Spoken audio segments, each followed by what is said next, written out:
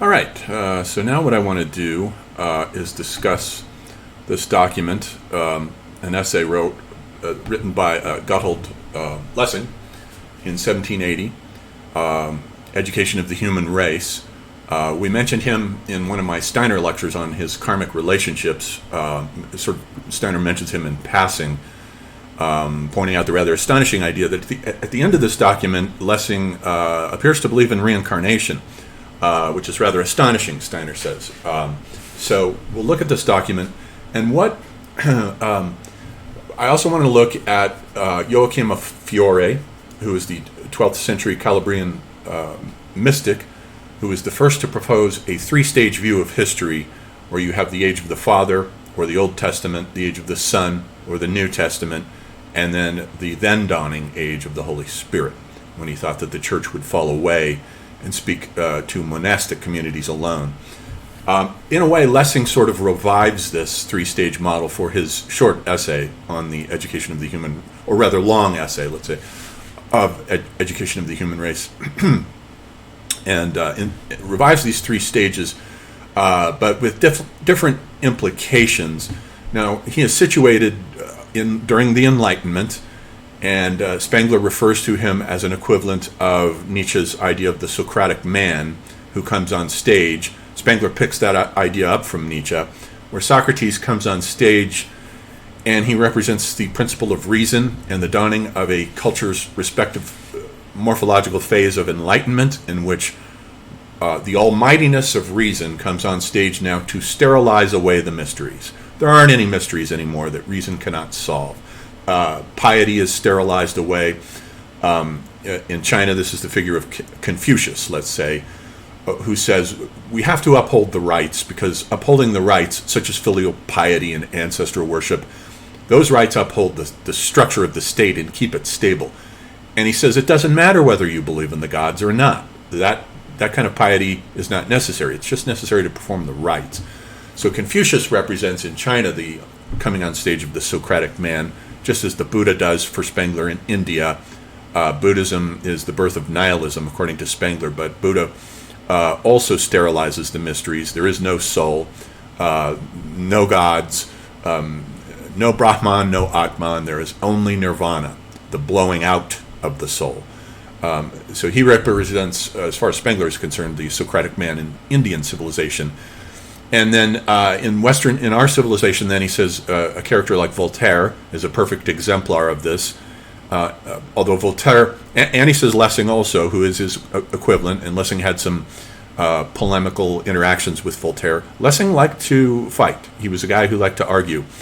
And but the difference is that Lessing was not an atheist and Voltaire was. But nonetheless, Lessing's version of Joachim's three-stage version of history is sort of religion without religion. It's a form. Lessing is more or less a German deist. He didn't believe in miracles. He didn't believe in angels. He didn't believe in any of that kind of what he regarded as nonsense, he talks about in his play Nathan the Wise. Let's glance at his background here. Let's see. So here he is on Wikipedia here. His dates are 1729 to 1781, and he is a contemporary of Goethe, who was born in 1749 and dies in 1832, and also Winckelmann. So I want to discuss briefly also Goethe and Winckelmann. And he's primarily a playwright, Lessing is.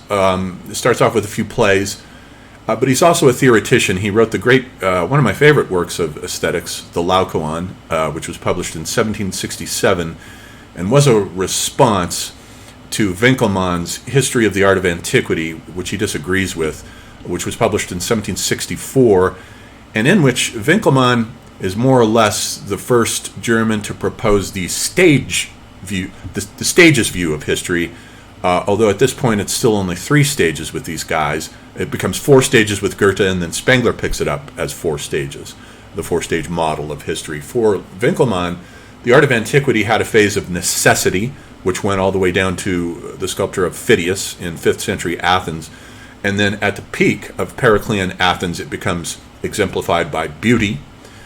And then finally, its decline during the Hellenistic period he characterizes as superfluity. This isn't what Lessing is taking issue with, but nonetheless, that's a three-stage view of history, or at least of an aesthetic phase of it, the phase of Greek, the art of Greek antiquity in 1764. And so I'll take a glance at the Laocoon next time.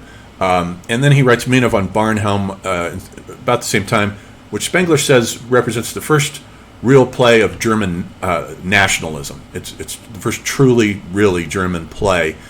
And he writes the Hamburger Dramaturgy at the same time. And the Hamburger Dramaturgy is important because in that he argues for a shift in, he's really the first German to do this, to argue for taking models for German drama from Shakespeare, not from French neoclassicism, such as Racine or Corneille or Molière. And indeed, when you read the plays of Racine, they're pretty bloodless. They're French neoclassical drama is not my cup of tea. It's very refined and courtly and elegant. No one's allowed to die on stage. The dramatics and the hysterics are kept to a minimum and so forth. And so he says, no, we should emulate Shakespeare. And so this inaugurated the Sturmendrang period of German drama that Goethe read about and then proceeded to write his play, Götz von Berlichingen, which is based on Shakespearean models. And one of Goethe's early works of aesthetic criticism is on celebrating Shakespeare. So these guys are discovering for the first time really Shakespeare. But this is the age of the Enlightenment, and Lessing is kind of, as I say, a German deist. He writes near the end of his life, about the same time as Education of the Human Race in 1780, his final play, Nathan the Wise, in 1779, which is about, and this differs, as we'll see here in a minute, from Joachim's model, in that he is arguing for religious toleration between the three Abrahamic religions, which he regards as basically equivalent. Nathan is a character modeled on his friend, the Jewish philosopher of the time, Moses Mendelssohn. So he's modeled on his friend. And Nathan is a Jew who has returned back from journeys all over the Middle East. And he's become very wealthy. He returns back to Jerusalem, which at this time, this is set in the 12th century under Saladin. The Abayud Caliphate has united, Saladin has united Egypt with Palestine. And this is the period of the Third Crusade. So Nathan comes home, and there's a Knight Templar guy there who represents, who has saved his stepdaughter from a fire, who represents the principle of Christianity. He's the Jewish tradition, and then Saladin himself represents the Muslim tradition. And they all need to get along as far as Lessing is concerned. So this is Enlightenment religiosity. It's great. It is enlightened. But as Spengler says, it sterilizes the mysteries. Lessing did not believe in angels or miracles or anything properly, what I would regard anyway, as metaphysical or mystical. So it's quite a sterilization of the mysteries. So we'll take a look at Education of the Human Race over a series here of 3 videos that will kind of mirror the tripartite structure here that is initiated first by Joachim of Fiore. Now this individual lived in the 12th century, 1135 to 1202 are his dates. And traditionally, the Christian history was just divided into the Old Testament and the New Testament. He is really the first to add a third stage. We have the age of the Father for the Old Testament, the Son for the New Testament, and the age of the Holy Spirit. And he's really the first to do this. He has a bunch of writings. Most of them have been lost, but he had many, many followers who perpetuated his ideas. And so, as we look at this model, the age of the Father is the age of obedience, and the letter. Studying the letter. This is like the Hebrew invention of the alphabet, let's say, and the studying of the letter, whereas the age of the Son will bring in the gospel and the study of the text, of reading and study versus the letter and the law for the Old Testament. And then the age of the Holy Spirit is the age of prayer. So we go from the letter to reading to prayer, from the law to the gospel to the descent of the Holy Spirit. So each of these three ages has an incubation period that precedes it, and each of them lasts 63 generations. So he says the incubation period that preceded the age of the Father, which begins with Abraham, the incubation period starts with Adam. So from Adam to Abraham, and then once Abraham comes on stage, then we get the Old Testament, the birth of the Old Testament.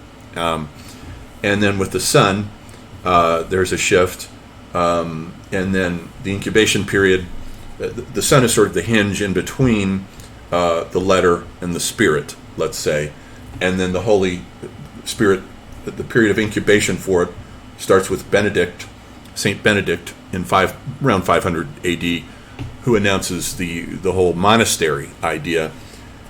And as far as Joachim was concerned, the age of the Holy Spirit proper would then begin in the year 1260. And remember, he dies in 1202. So he was seeing himself as living on the cusp of an age that was ending, the age of the Son, when the church then will fall away. So that's the whole idea. It moves from the synagogue to the church, and then the church, he says, will fall away, and then we will have the monastic ideal. Many monks regarded St. Francis of Assisi as the embodiment of Joachim's, who comes after him, as the embodiment of his worldview and age.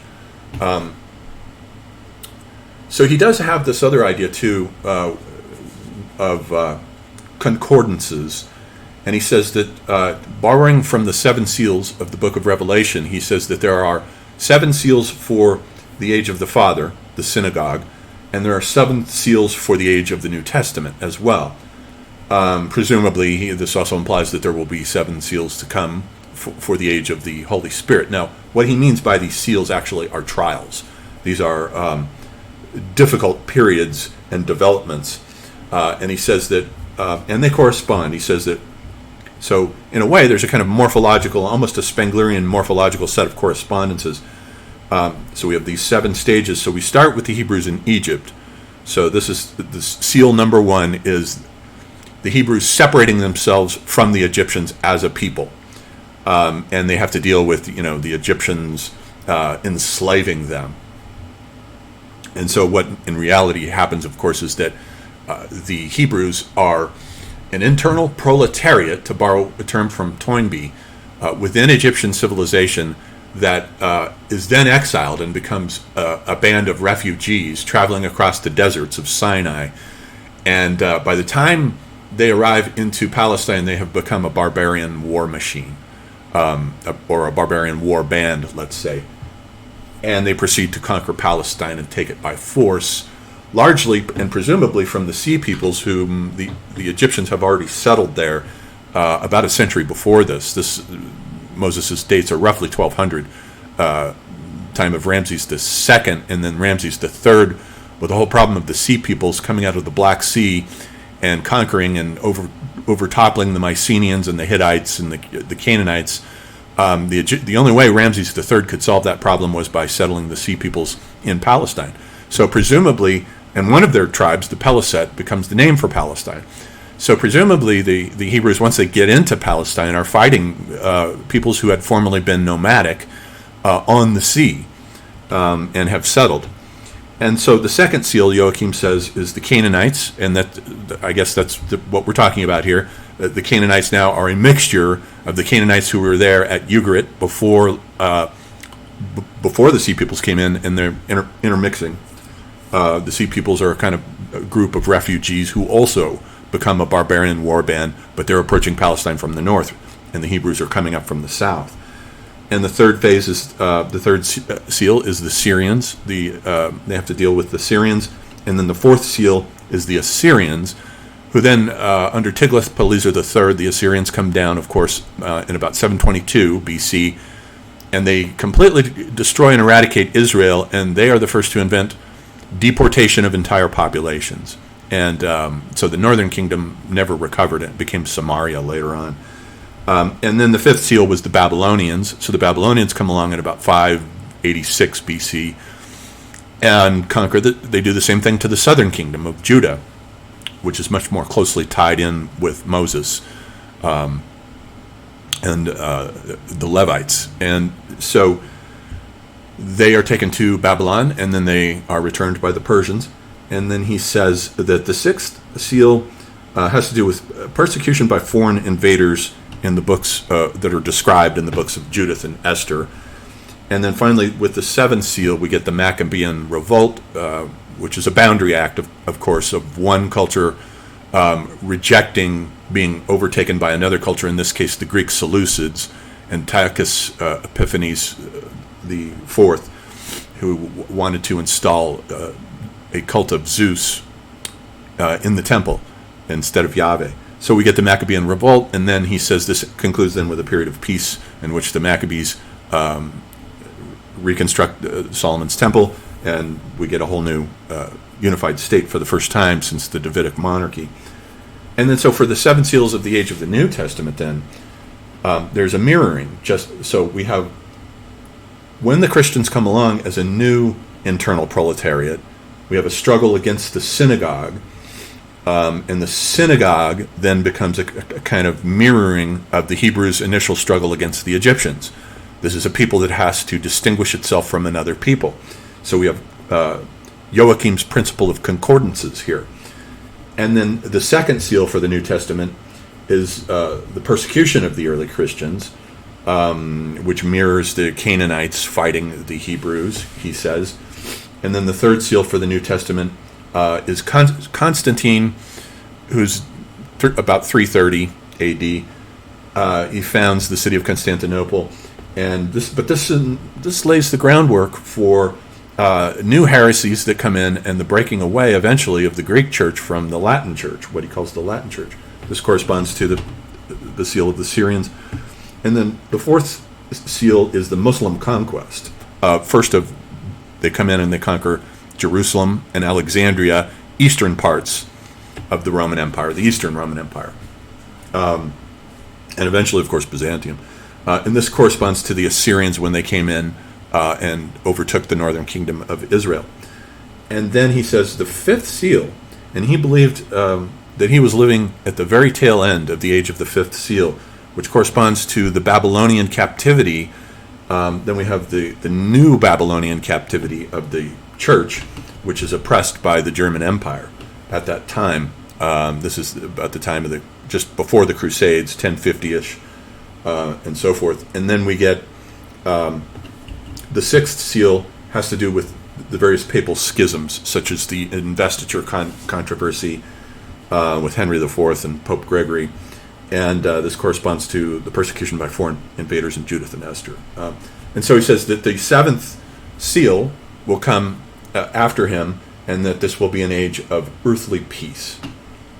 And that will be an age to come that will correspond to the peace that the Maccabees finally brought in settling and uniting the city of Jerusalem and stabilizing it. For a while, not for very long. Okay, so that's an overview, a sort of bird's eye flyby overview of Joachim of Fiore, whom Lessing very much has in mind here as his model for his writing of the education of the human race, which we will then begin to look at next time after a glance at the Laocoon. So we'll leave it there for that video.